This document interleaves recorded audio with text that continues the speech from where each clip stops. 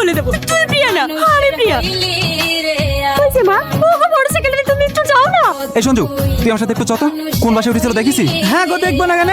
তো একটা বাদ যায়, বেশ থেকে তোমার ডাকলাম, ওগো কোন উত্তর দিল না। তখনই আমার সন্দেহটা হইলো। ওকে একবার ফোনও লাগাতে কেন? লাগালে ভালো হইতো। তুমি একটু সামাদকে ফোন করে দেখো, সামাদে বাড়িতে গেছে কি। তুই কি বেরিয়ে যাবি? তোকে কাল লাগানি মা সেরকম করনি পিঠি হয়েছে। অল্প বয়সে ভাতটাকে খেয়েছে, এখন মেয়েকে লাগিয়েছে আমার মেয়ে জীবনটা নষ্ট করতে।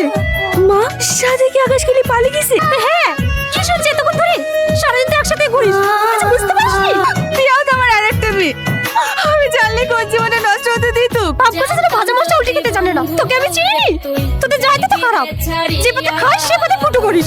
আমার আর একা একা থাকতে ভালো লাগছে না, চলো না কালকেই বিয়ে করে ফেলি। কি উল্টো পাল্টা বলছো? পাগল হয়ে গেছে নাকি? কাল কিভাবে? যেভাবে মানুষ বিয়ে করে, বর কনে সেজে।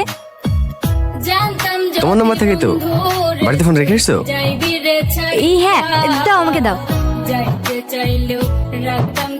হ্যালো আকাশ, এই তো বাসে।